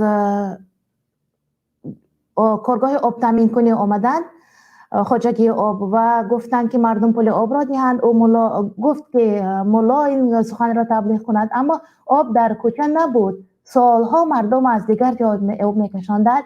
وقتی ملا گفت که کدام آب را، بعد مقابل دولت برآمده و دیگر حرف ها. کمان در کم نفرانی هستند که سخنهایشان بر مردم تیز تاثیر میکند. خدا داده هستند اینها، با یک نفس آرام کرده میتوانند. به زبان روسی این را دخوونaya انرژی میگویند، یعنی انرژی ظاهری باطنی وجود انسان. و افسوس که این گونه آدمان را به جای قدر کردن زندان میکنند. خب امو کی رحمانوف فهمید چند روز پیش با امو نمیدونم کارگرای هر خیلی کارگرا دوای داد که مدال داد نگرجنین دوای تحفهشون داد برآورد همون گالسوب درو را همین خسال شد. یک سال یگان ملا را نگرجنین دادگی در گردنش یگان ملا را برای حق گویش، برای سخنهای خوبش، سخنهای راستش یگان برای ملا را برآوردگی یگان تحفه داده باشه. نه فقط همو این ملا همونجا یک قسمی دولت اند، دولت کار میکنن. ملا همونجا یک ملای حکومتی شده گیان کوجی چه یک ملا را یک بنا میبره، یک مدال نمیده برای کدام نمیدونم حرف سخنش، برای کدام حق گویش، برای کار خوب کار درستش. ملا همونجا یک عضو حکومت شده گیان. مسجد اصلا منبری است که آنجا سخنهای خدا باید گفته شود، سخنان پیامبرش فرستاده‌اش درود بر روانشان. اما برعکس شد. در مسجد هم باز هم تعریف حکومت، تعریف شکرانه، همین خیر. منبر حکومت زیاد شد در مسجد، رقص شد، بازی شد. خیلی از مسجدها را بستند، تویخانه کردند. و اپای سویما همین مردم تاجیک بسیارتر همین برنامه ها درباره بیداری کنین که مردم چکو کردن بیدار در کار. مردم باید بیدار شوند. مردم تاجیک ما به خدا خواستم رنگ یک کنده شدگی که رنگ یک ماشین وایرونه که شلقه که وایرون میشه تلا داده میبریشه. این مردم تاجیک همین خشدگی همه قصاده میکنیم میاریم میفهمونش با بعضیش همون فکر عقیده و اندیشه کودکی و نمیدونم همون عقیده هایی که ایدئولوژی دوران شوروی هم خیلی باقی مانده. دیالوگ خوب، لبای خاموش بودن، سرخم کردن و مخصوصا همین فرمان شد. خب جوانو، همین جوانو باور که در همین رسیه آمدگی میبینی شو آقا عذاب و مشقت دارن که همین حال شخص و دلالت کننده همین عهده‌وری حکومت نه که بیچاره هم عذاب و مشقت در گردن خودشون میبینن، خیال میکنن که خودشون ویناوتای با جناب میگن هشون میکنن، نمیدونم همین میبینیشون ریشاشون کشال، ریشا موندگی همین مش بزنن دیوار میغلطه. وقتی که در پیشون درباره پلیتیکا، درباره همین حکومت یگان صحبت میکنی باور که پیش میگریزن میرون این میگن در برو گاو نزنی خوب نیست. او چی خوب نیست؟ یا تی ابروسین سال تا بین مکتب بود که دیگه خستگی رسیه آمدگی در این سین سال تو باید برای پدر و مادر در خانه باشی. کودکی وقتی طلبه مکتبی میره مکتب میای خانه لباسای مکتبی در بدر میکنی بیرون میبره فوتبال و والیبال و نمیدونم دو پروپر. چی وقتی مکتب بود میکنی تو حتی در همون وقتی که در تاجیکستان دیدار پدر و مادر سر نیستی، وقتی که مکتب بود میکنی پلیبا مرسی میاد یا وقت میگردی اونجا پدر و مادر مرد تماما دیدگیش هم نیستی و 4 سال 5 سال تاجیکستان رفتن نمیتونی. دانشگاه را ختم میکنن میروند روسیه، هنوز دیپلم نگرفته الکی وارد کوچه مردکاری میشوند. همیت سرگذشت کوتاه کم ترک نخواهد کنم اپا بعد دوای پناه بخدا میکنم در همین رسته یه روز قطعی بچه بحث میشه و هم طرفداری پیشو دوستور همه قدر سودا میکنه میارو میفهمم شد میبینم که نمیفهمه و خلاص خیلی دیگه گپ دیگه است میگرزونن دیگه قچی بحث نمیکنم. ایبان یگان 10 15 میلیون میگذره با میگم تو بچه تاجیکستان نمیره 4 سال چی در همین رسیه ای میگم میره در همون تاجیکستان چیکار میکنی؟ گفتم که انا می خود جواب دادی. گفت خیلی گفتم این نتیجه که در جای تولد شدی، در جای بابایا رسیدی، در جای پدر مادر تای همدین تای، در جای که تمام میبگیم که وطن چیکار کردن تا نمیدونی میگوی میرم چیکار میکنم اقدی را بر اومده در خانه رفتن بیزار میشم. در یک دولتی که اومده نی همدین تای نی هموطن تای نی هم زبان تای اومده چیکار کردن تا میدونی کو کار کرده ریسک تایفته است کو. بعد استاد فکر کرد گفت نگه راست میگوی. کم ترک دور فکر نمیکنن نمیدونم این جوانه ما خیلی شدنشان دشوارتر است. مردمان که بله بهترین فکر بیدار کردن اینها خیلی دشوار، من این را درک میکنم و این مغزها را هنوز از دوران شوروی آماده کرده ساخته آورده مانده بودن.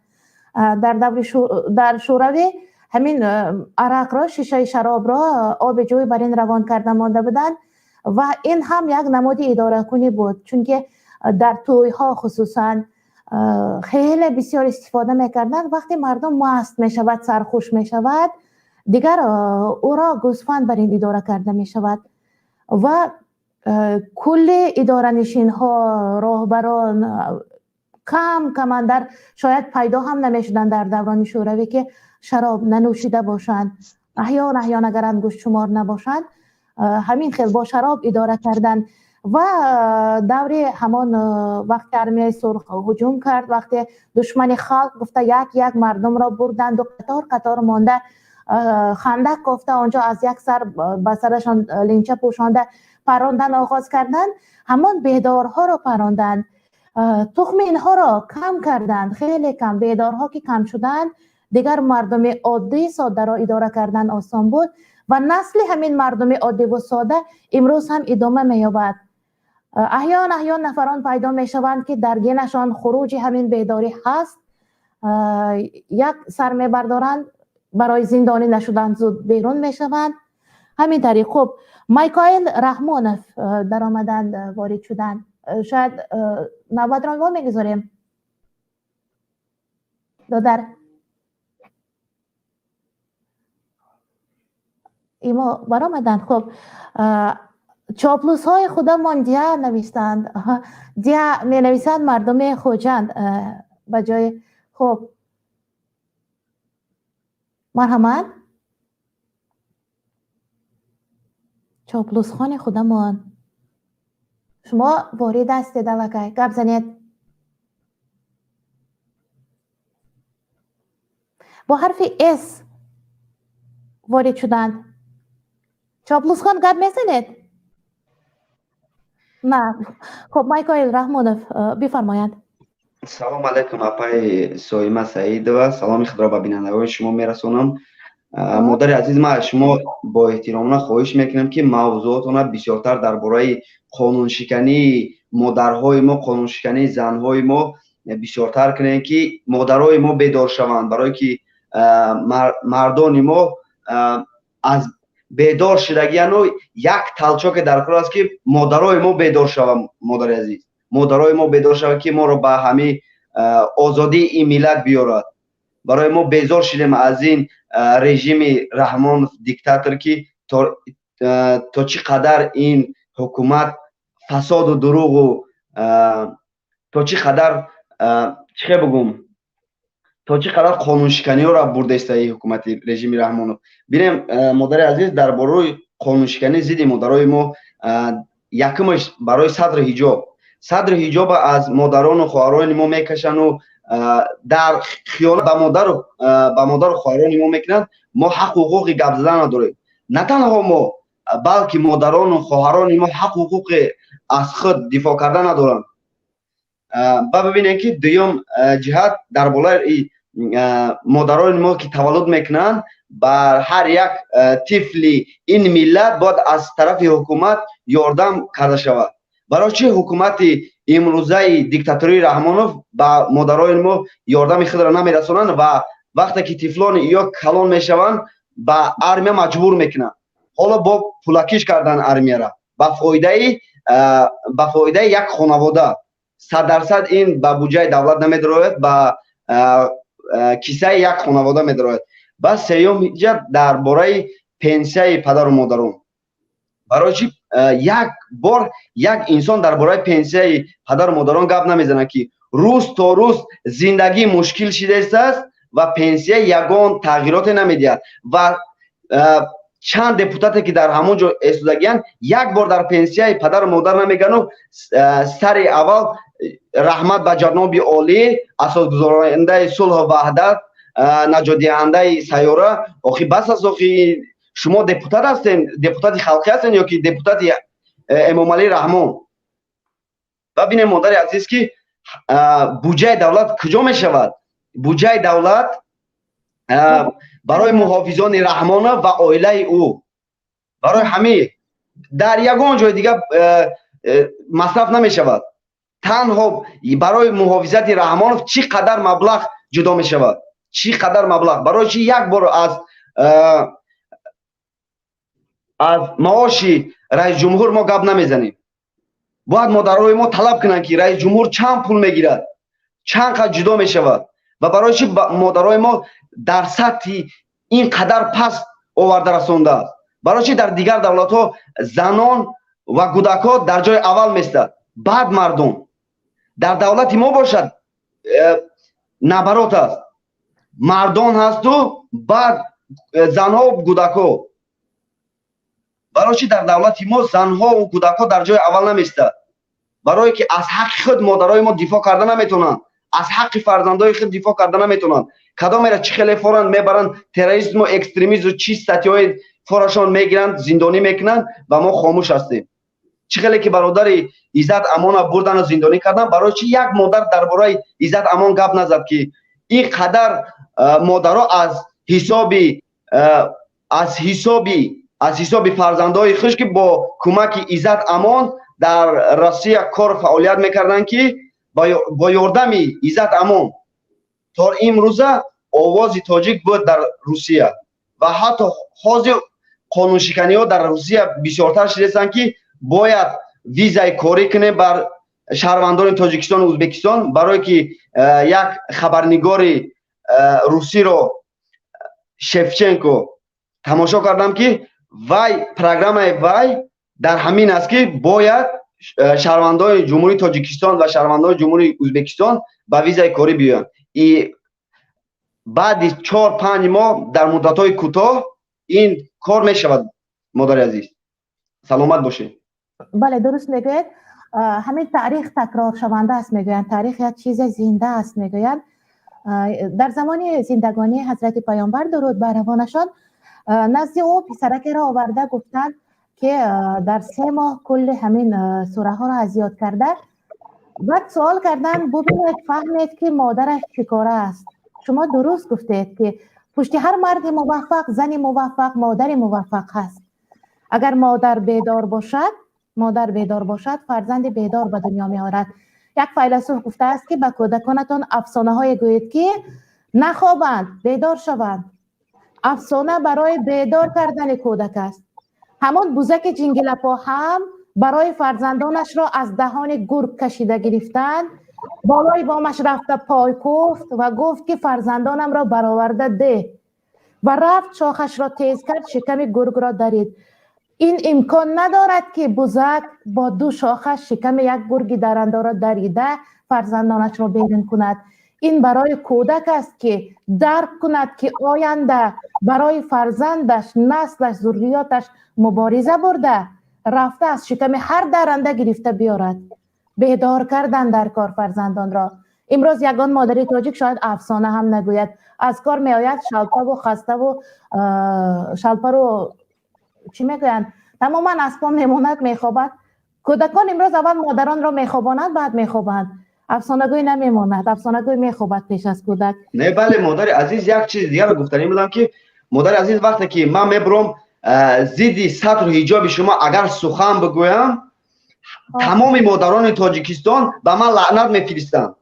برای چی رئیس جمهور در تمام دنیا مادر تاجیک را به این قدر پستی نیجی پلینتوس هم بگه میشود که مادرها و خواهرای ما را برد.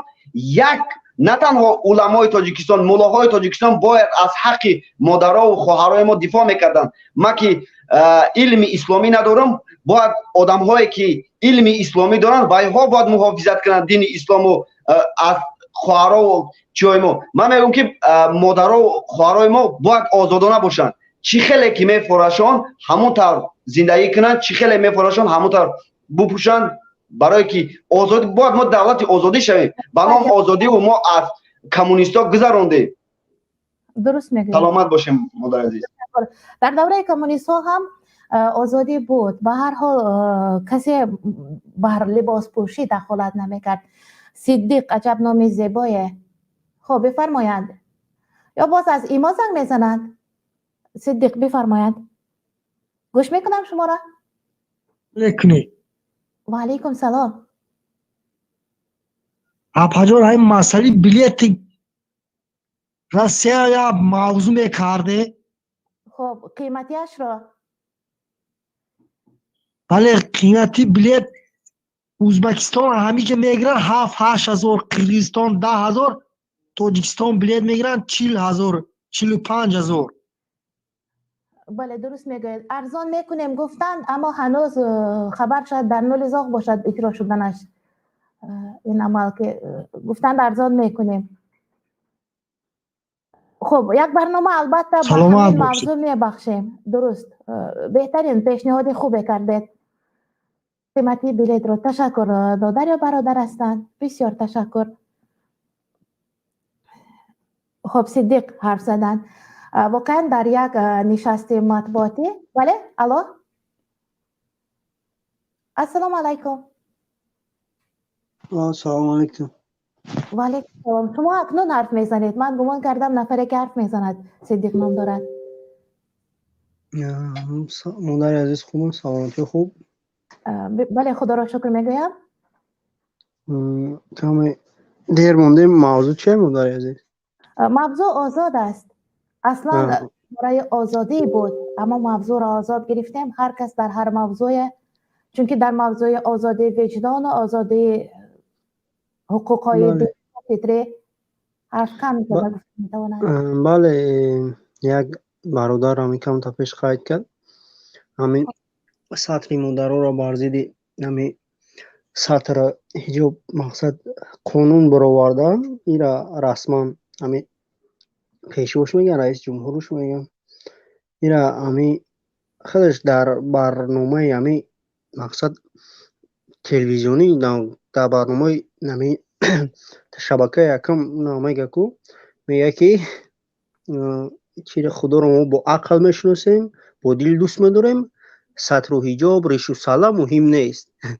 خیلی یک مسلمان میتواند که با دل خدا رو دوست دارد و اما سطر هیچ. اگر از نقطه اسلام نگاه کنیم، نفری که یک فرض اعلی را قبول نمیکنه و مسلمان کامل نیست. هم خلاص مادر عزیز. بله بله دادر. همین را همون هم میدونم مردم با کدام رو ای علما خواهد که همه دستو پیشی بر همه روزی یک کس ولی یک شرمندگی که یک مادر و خواهرای مسلمان مقصد یک تأخیر به زنای مسلمان با این مردم خودمان ما نمیدونم با کدام رو پیشو چه زن تا تأخیر کرده یا خواهر تا تأخیر کرده که و یک گمراه گشته یگون جای نه تهمت چیزی هست حقیقت ای مقصد این مردم خودمان ما نمیدونم با کدام رو جناب و خیلی پیشوا و یا ایش میگن که زن همه مادر داره زن مقصد یا مقصد خواهر اپا داره همه را تحقیر کرده همه با همه طرفداری میکنه من نمیدونم که این مردم خمونا چی شده خوب میدونن با دیده و دونسته میکنن همیشه که تا مقصد در دوباره که میدونن همه را خوب منداری عزیز با دیده و دونسته بالای همه با مقصد بله آرامد این هم حکمت دارد وقتی همه نادرست است اما همه آرام است مردم میدانند که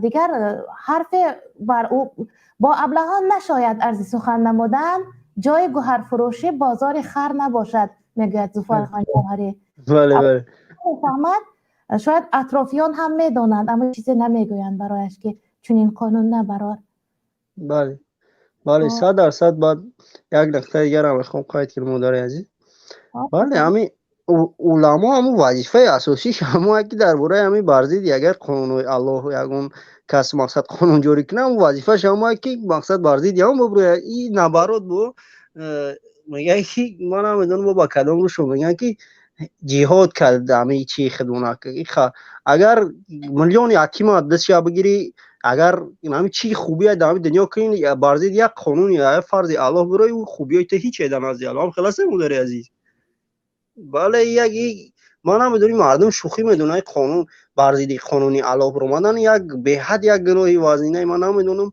با کدام روح با مردم پیشوا و دیگه میگه این همین خطا ولی یا خیلی مادر عزیز هم یا برای صحبت میکنیم ما گوش میکنیم ولی خطا اونم تروریسم میدونن اکثریت آدما بله در یک مادری که بسیار یک سخنرانی خوب هم میکنین شما ما گوش میکنیم اکثریت مردم هم خیلی با همین عقیده این همین مردم خودم میدونین چی عقیده قدر آوردگن همین یک کس یک گپ گفت سر از میگه تروریست رو اهمیت نمیده چی گپ میزنه این میاد یک کس نشون میتم بیا برام در گپ میزنه یک کس و اگر بیچاره تروریسم بو نمیبره هم تروریست میگن مردم خیلی مردم زود چیه زود باور سر از میگه تروریست که گوش نکرد دیگه من خیلیشون کردن همارا باید یک چیزی دیگه را قید کردم مادر همین جنگ 90 همه چیزا ای تقدیر الله میبینن جنگ 90 را همین رئیس جمهور میگه ما بودش که خدا یا بر خدا نمیگن شگری رئیس جمهور میکنن یا بر خدا نمیبینن باز یک چیز بگوی خونه در نام نداری چیز نداری میگه خیلی نصیب اون نام خیلی بده نه که سال 90 را رئیس جمهور میبینن این را ای خدا نمیبینن آرامی را خدا نمیبینن رئیس جمهور این به حد یک خطای بزرگه مادر عزیز خدمت دوگوی ما برنامه شما را همشه پیگیری میکنیم بهترین ما همین مادر موقتی همین برنامه تا تماشا میکنیم مادر عزیز رو سیاب بسیار مادر ما مخلص اختم گوش میکنن طرفدار تیم همجا افا جان بسیار سخنه خوب هم میگن زنده باشین افا جان خدا حفظ کنه داماش نگهتون داره سلام صدیق تشکر خب زمان زردشتیان بود که هرمز میگفتن و اهریمن میگفتن خدای نیکی و خدای بدی گویا یا خدا نیکی میکرده است دیگر خدا بدی خدا یگانه است و امروز هم هر خوبی میبینند میگویند خیریت پیشوا کرد و هر بدی میبینند میگویند خائن تروریست دیگر و دیگر در نوبت همشهری گوش میکنیم شما را بله السلام علیکم و رحمت الله و برکاته بفرمایید وارد برنامه خوش آمدید فجان سوز خوب سلامتیتون سوز بهتر خدا را شکر میگویم بله یکم باره که ما در آمد مینم در برنامه شما یکم باره گفتنیم که افجان صلاح شما را نگهبان باشه همه وقت جوان شما نگهبان باشه چی گفتنیم اویدی همه خطر که گفته استن شما افا همه گفت شما همانشان راست برای که марам апай ман вақте ки дар душанбе пеши сомонӣ сатр мегашт милисо қапиданаш бурданаш адел 3450 рубл штрафш кардан. Ман пурсидам ки барои чи ҳамхелӣ кора каде. Мега ки шаҳри демократия масад сатр мумкин нест, бояд сари лиш бигардам. Ман гуфтам ки намешавад ки ҳамин чаи шумо хоҳари шумо ба ҷои хоҳари ман боша, шумо ҳамхелӣ кор кунед. Ман дигар намедонам чӣ бигӯм. Дигар номусам меҷахад, наметавонам гуфта ягон чӣ. ҳамин хол як нафар дар Фаронса миллионер шуда буд. Вақте якчанд нафар сатрашро гирифтанд, ӯ гуфт ман аз ҳисоби худам медиҳам штраф, яъне ҷаримаашро. Ва дигар аҳли виҷдону имону инсоф бархостанд бар суратҳисоби ҳамон марде ки ҷаримаи ҳиҷобдоронро медиҳам гуфт, ба суратҳисобаш чӣ қадар маблағ ворид карда буданд. дар тоҷикистон ҳам агар нафаре пайдо мешуду мегуфт ман медиҳам ҳамин ҷаримаҳоро, ҳатман зиндонаш мекарданд. демократия нест дар мо. дар сарқонун моддаи 5 мегӯяд ҳаёт, қадр, номус ва дигар ҳуқуқҳои фитрии инсон дахл нопазиранд. хоҳад садру ҳиҷоб, хоҳад дар сараш линга пӯшида гардад, хоҳад фаранҷӣ гирад, хоҳад чизе напӯшад, тамоман урён бошад. ин ҳуқуқи фитрии ӯст, мувофиқи хоҳишаш бояд пӯшад. либоси миллӣ мегӯянд. мини юбкаҳо либоси миллӣ нестанд ҳаргиз. ҳамаи он либосҳое ки протоколӣ мегӯянд дар коргоҳу муассисаҳову мактабҳо мепӯшанд, ягонташон миллӣ нестанд. миллӣ ки нестанд. тоҷикон ин гуна намепӯшиданд. чакану атласки напӯшиданд дар мактаб. хуб, ҳусейн ашуров, бале гӯш менам апаҷон. бале гӯш мекунам. оиди як чизи дигар суҳбат кунам апаҷон ки ҳамин давлати мегӯянд ки демократия ягон чи нест. набарот ки одам камака бихеза соҳиби як чи шавад, налог меҷиха, кгбш меоя, ин қадар сума аз куҷо омадӣ, чӣ кор кардӣ, паставит менам мерава. шумо дар ёдтон боша, як мусофед хайр карда буд, аз барои Аллоҳ хайр карда буд, ҳамон мусофеда шондан зиндон кардан. мусофеди 80 солара шондан зиндон кардан. Баъд чӣ демократия ки дар Тоҷикистон ки сатр мумкин неста, ин мумкин неста, ӯ мумкин неста. ҳеҷ хеле давлата ки мумкин неста. чӣ ба дар тарафҳои Турсия мумкин аст сатр гаштан? ҳеҷ кордор неста мумкин аст. Москвада мумкин аст.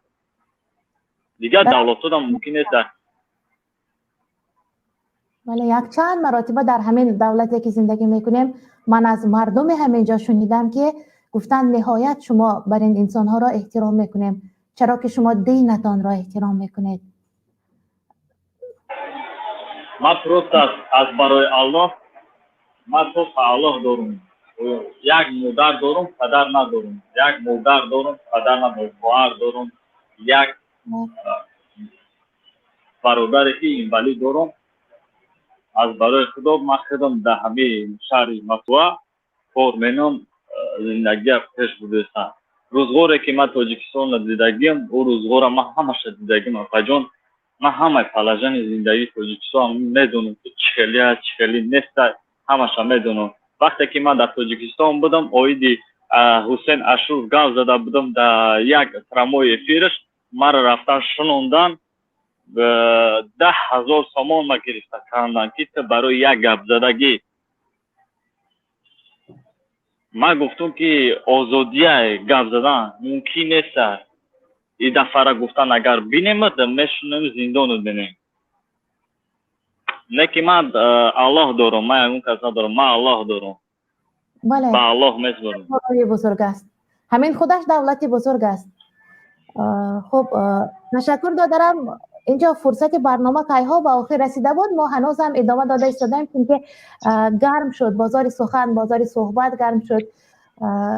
همینجاست که اگر اجازه باشد بر همشهری نام یک نفر سخن واگذاریم. این آخران نفر در برنامه اشتراک میکنند. بله. السلام علیکم. تشکر، مرحمت و علیکم سلام.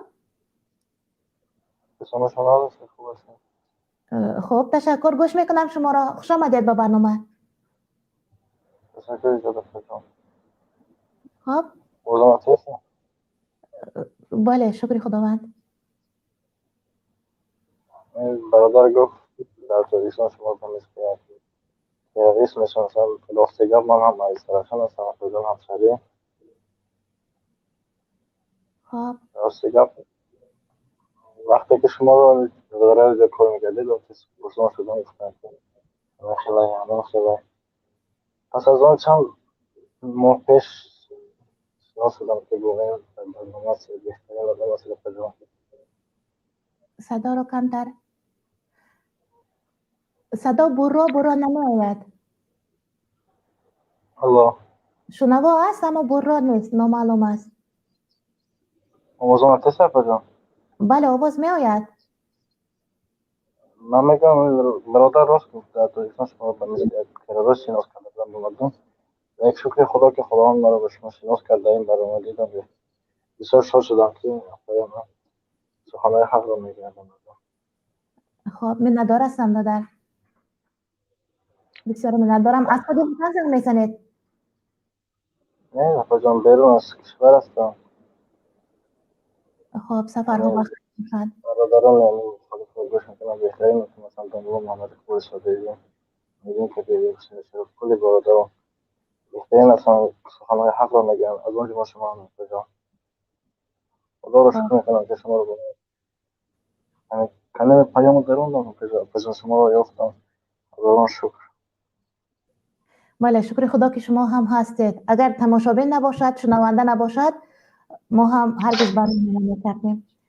بسیار تشکر میگویم برای در آخر برنامه اینقدر پرمحتوا شکرگزاری کردن. تشکر گفتن بر خدا شکر که شما هستید. مثلا خیر هم بود.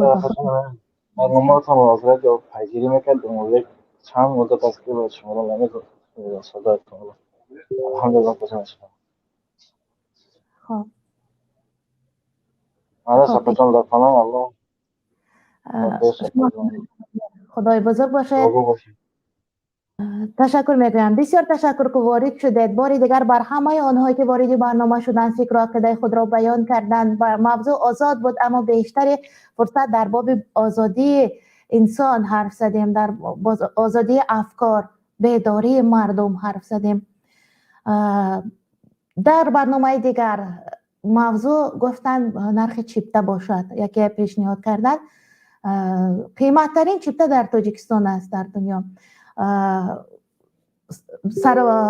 چی میگن رئیس جمهوری ازبکستان، یعنی راهبر ازبکستان شوکت میرزیویف در یک نشست خبری بر روزنامه‌نگاران گفت که هر قدر توانند بلیط ها را، چیپته ها را ارزان کنند، چرا که ازبکستان مأخذهای تاریخی خیلی بسیار دارد، مقبره های بسیار دارد، جاهای تماشاباب تاریخی که سیاحان از دیگر جا بیشتر آیند چیپته را ارزان کنید و آمدن سیاحان به ما باز هم درآمد را می افزاید.